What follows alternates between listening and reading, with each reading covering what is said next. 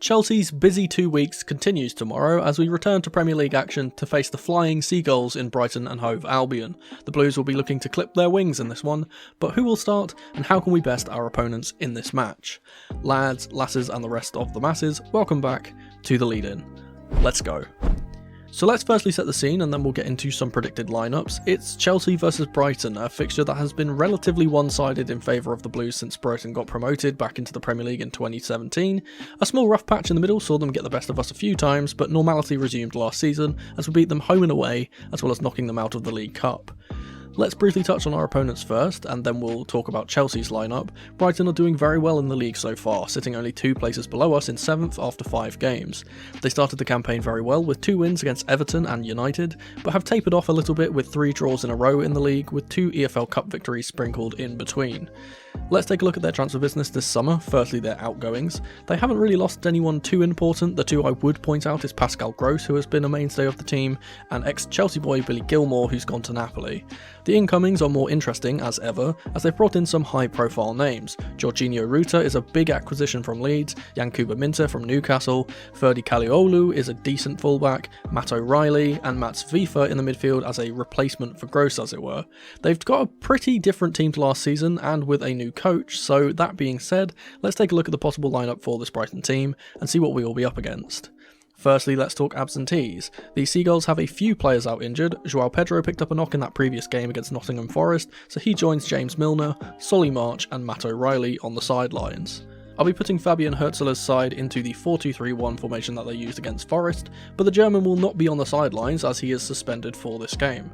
First up in goal is going to be Bart Verbruggen. Not much to say here, their number 1 will start as ever. The defence is not going to change in my opinion, so starting with the right back it's going to be Dutchman Joel Veltman. The centre back partnership will be as it always is, with Jan-Paul van Hecke starting beside Brighton captain Lewis Dunk in the right and left centre back spots respectively. Finally, finishing off the back line will be Moises Caicedo's international teammate Pervis Estupiñán. Moving into the midfield, we'll start with the holding roles. We could see Mats Wifa rotate into one of these positions, but I don't expect him to. Instead, the same partnership of Jack Hinchelwood and Carlos Baleba will start once more. In the more advanced roles, we'll start on the right. I feel a possible change coming here, so I'm going to rotate out Simon Adingra for Yankuba Minteh. In the centre will be the previously mentioned Jorginho Ruta, though he could start up top. I don't expect him to. Finally, on the left will of course be Japanese international Kaoru Mitoma. That leaves 1 spot in the team at striker, and as João Pedro is out injured, we could see veteran Danny Welbeck start once more, leading the line. That's just a brief look at what their team could look like. There is a lot of depth in the Brighton team, so there could be some changes here or there. Now let's turn our attention to Chelsea and see what our lineup for this game could be. Once again, there's not too many absentees for this one. Reece James is still injured, and Romeo Lavia might be available for an appearance here, but I wouldn't imagine he'd start. Malo Gusto is fit again as he's played in the Cup last time out. Apart from that, everyone is available for this one, so I'll be putting Enzo Maresca's Chelsea team in the 4-3-3 formation once again, with wholesale changes from our 5-0 battering of Barrow. Starting with the goalkeeper, I'm going to be putting in Robert Sanchez. He had 2 really good games before he was rotated out, so hopefully he can keep up that good form versus his former club. For the back 4, it's going to be returning to our first choice defence, but starting at right back, I'm going to be putting in Wesley Fofana. I don't want to rush Gusto back too quickly, especially after he played 45 minutes in midweek. The centre back partnership is a strong one. The English duo of Tosin Adarabioyo and Levi Colwill will start in the right and left centre back spots respectively. Finally, over on the left is another ex-Brighton man, Mark Cucurella, who will no doubt be booed all game. Moving into the midfield, this is going back to a more normal setup. Moises Caicedo starts in the holding role, though Lavia could possibly rotate in if deemed fit enough. Ahead of him in the more advanced roles, it's a no-brainer. Cole Palmer starts on the right with Enzo Fernandez on the left. Ahead of them in the attacking roles, let's start on the right.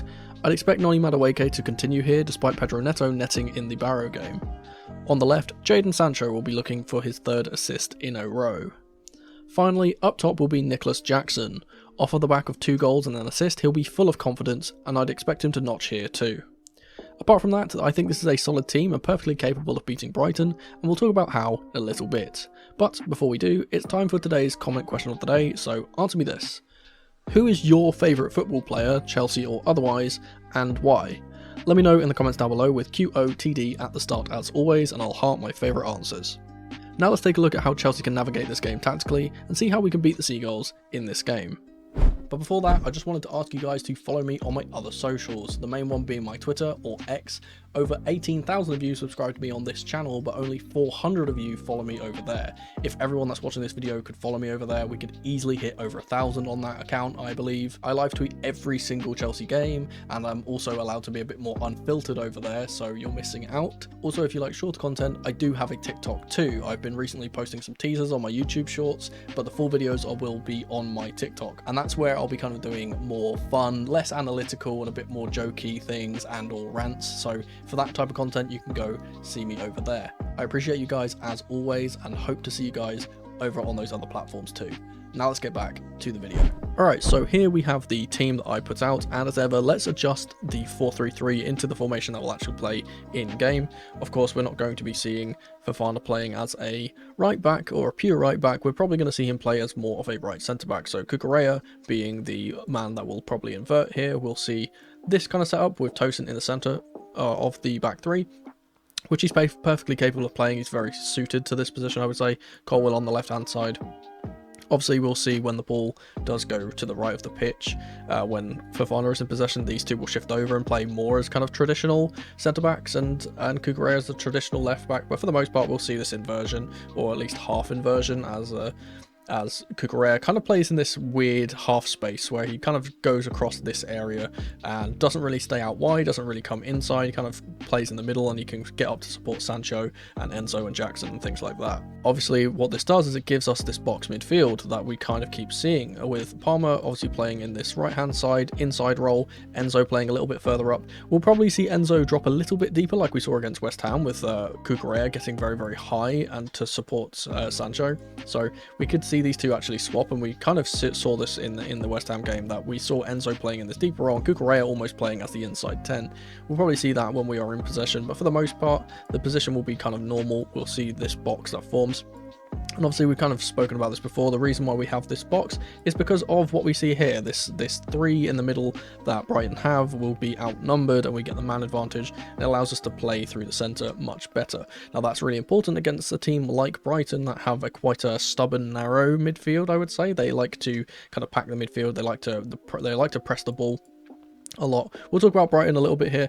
They are, in many ways, they're kind of very similar to Bournemouth in a way. Like we spoke about in the Bournemouth preview, that they are very direct. They like to get the ball wide. They like to high press you. They're quite deadly on the transition and very deadly from wide areas, right? So they'll like to try and press you really, really high, get the ball off you, and when they do win the ball, they can move it through the centre of the pitch very, very quickly to get it through to Welbeck, who will, at times, he will actually be the one to drop to try and win the ball, or drop to receive the ball when they are in possession, and they can kind of play out to the wide areas from Welbeck. But for the most part, we have Ruta in this central role, who can kind of get the ball out wide. We know how good Brighton are and how good their wingers are. Obviously, Mitoma and I've got Minte on here on this side in my preview.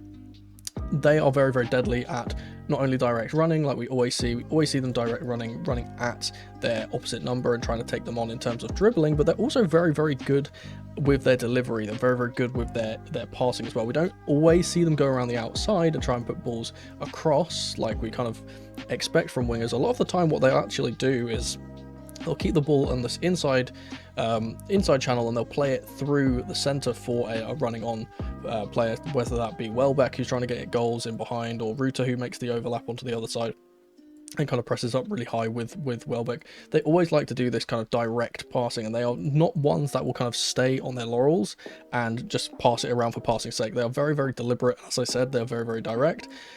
And we kind of see that from when they have possession in general, like when they really have possession, they're pushed up their whole back line really, really far. And we see our players obviously go back. We kind of see them play from their centre-backs. They play really, really long pulls in behind and try and get the ball into the box as often as possible, because that's where they're going to get their goals, is from the box. Now, I mentioned that they have very, very good delivery from these areas, but they also have very, very good set pieces in general. We obviously know how good Lewis Dunk is from corners, but also Danny Welbeck, a very good target man when in his own right. We see the delivery being very, very good. Obviously, we talk about set pieces and Danny Welbeck. We know how good his free kicks can be, because he scored one in the Nottingham Forest game, and it was a sublime finish. He almost scored one in the previous game before that as well. It was very, very good from him from these areas. So we need to kind of avoid giving them those silly free kicks. We always talk about it. Giving away silly free kicks in general is just a silly thing to do, but especially against a team that is, let's admit it, a lower quality side in terms of the players than we have. They will always try and get their goals from set pieces. That's one of their best opportunities, especially against a side like Chelsea, who will be trying to keep the possession the most of the time. Now, is that going to actually benefit us? I'm not sure. We obviously saw against West Ham, the reason why we are so deadly is not only the fact that we can play through the centre because we have the box, but it's the way that we break on the transition when they press really high. Now, against West Ham, they played this really insane high line, which was completely silly and very Tottenham-esque, and we broke through them very quickly, and Jackson fed off, running off of the line and kind of getting in behind and getting those goals that way. Brighton are a team that will do that as well. They will press, but I think they will have kind of watched that West Ham performance and realised we cannot be pushing that high up. They'll still push up high, but probably not as high as West Ham did, and their press is much smarter, in my opinion. I think they are a much better team when it comes to actually organising a press and actually pressing the team that they're facing into the positions that they want to go. So we kind of see this. We've seen this under numerous managers. It's just a factor of Brighton as a team in general. They like to set traps. They like to think that you're safe on the ball, and then when you receive the ball, they like to swarm you very, very quickly, win the ball back, break, play the pass in behind, get goals that way. We need to be able to switch on in a way and not let that happen, because we've seen it in the past that we can be counted on. It's one thing I always speak about is the fact that down the wide areas on the transition we are a bit vulnerable because of the lack of experience of the players that are out there in terms of defending in wide areas, but also the fact that we have less players, so the spaces are much bigger in between our centre-backs, and the space out wide is much better if our player hasn't gone out to meet the player that's on the ball. So if they can win the ball quickly, get it up to, say, for example, Minte out on this right-hand side, we're in big trouble when this happens. We have to, obviously, Cucurella will have to get back, and it's that inversion. We kind of speak about this, I speak about this every single week at this point, but the inversion that we do with Cucurella kind of coming in here, or whether it's Gusto on the other side, depending on who's playing, always opens up whichever channel it is to be much more vulnerable, because he has to get back and he has to make that time to get back into his position. And if he's not able to do that before they can quickly break, then obviously they're going to have the advantage in those areas and they will be able to get the ball into the box. And as I said, their delivery from every single area outside this box here is very, very good. We have seen it from not only their wingers, not only from their creative players, but we actually see it from their centre-backs as well. We see that sometimes when they are on top of teams and they do get possession, Van Hecker especially has got very, very good, almost like a cross. He ends up in these types of positions sometimes in the midfield and plays the ball curving to the back post. They're very, very good with their back post runs. We see that quite a lot. We can't be giving them space in these areas. We'll have to be very smart with our press as well and kind of do what we know that we can do as a football team. And I think this game will be very close. I don't think that it's going to be as much of a hammering as we gave the Hammers, but in general I think that we will have the more quality, and we've kind of got to the point now where we're so comfortable in our system that those types of high presses don't really faze us very much. In fact, we actually kind of welcome it. If they play their press too high and they don't get to us quick enough and we're able to play the ball through the lines, get it to an Enzo who can play it through to Jackson, or get it to a Jackson who drops deep, because we see that happen a lot, get it to Palmer, who's one of the most creative players in the league, who can then play the ball in behind. If we can be getting there, breaking the lines like the team is intended to do, and this whole setup is intended to do, and that's why we have the extra player in midfield, then I think we'll be able to get in behind Brighton. And that's kind of something I wanted to mention about Brighton in general, is that we've seen from the few games that they've played this season that because they play that high line, because they back themselves to be on the ball, they are very vulnerable on the transition, especially down the wings. And the one player that I would like to highlight as a player that we could get some change out of is Veltman on this right hand side, because obviously he is traditionally not a right back. He's played there numerous times at this point, but he is a centre back. He's not the greatest at, oh, I'm going to be taking on a winger and the winger wants to go one way or the other. He's not going to be fantastic at that, and we see that kind of amplified because we always see their wingers get back and try and support. Obviously that's the thing they're going to do anyway, but we always see the 2v1 as it were. They try and get here. If we can match up with this 3v2 out on the wide areas when Enzo comes over here and we get Sancho and Cucurella up here very high, then we can create that overload again and we can get that man advantage and we can try and get in behind. But obviously I think Sancho in especially is going to have a very, very important role in this game because he's up against Veltman. I think that the ability that he has to be able to create a little yard of space with some trickery, or be able to play the ball in behind like we've seen for him play for Jackson.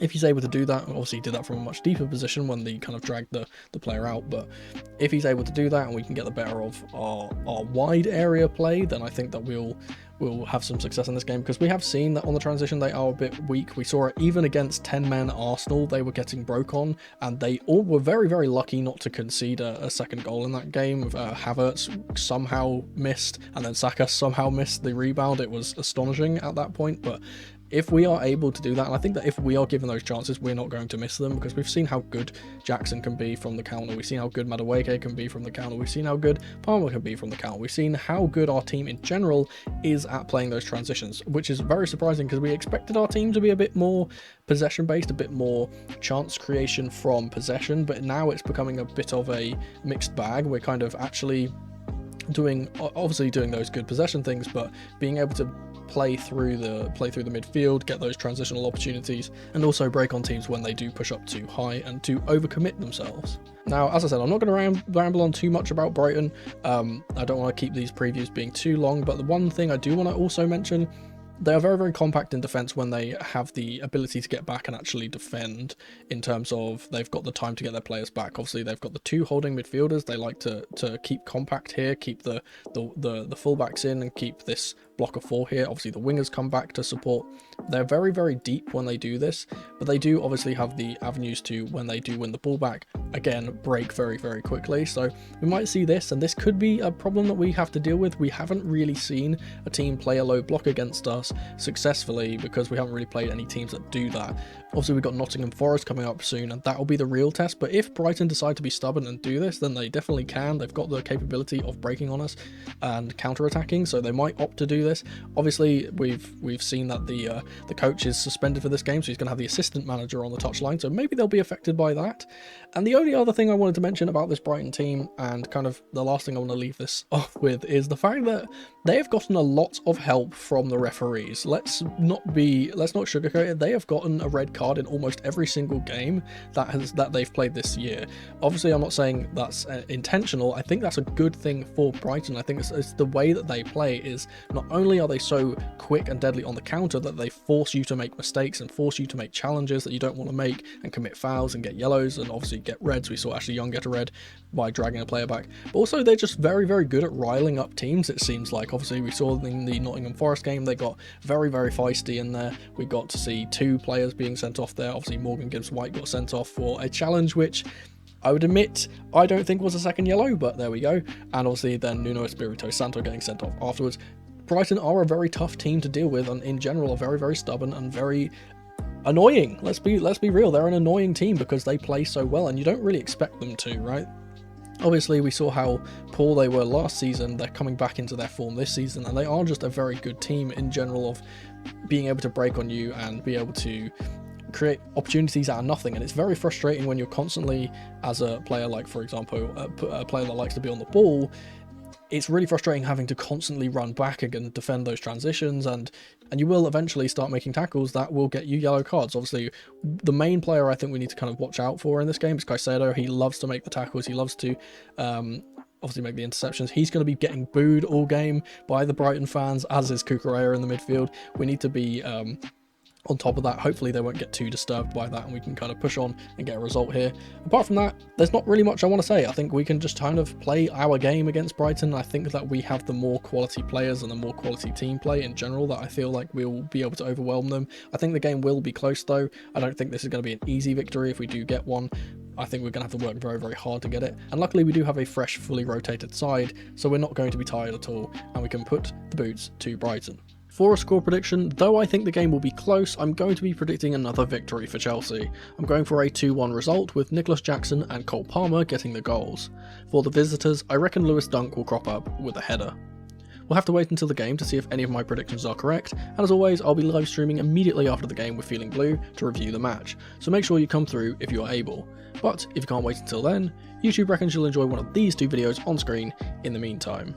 Thank you guys so much for watching as ever, and remember, in the rain or in the dry, keep that blue flag flying high. Come on, you Blues.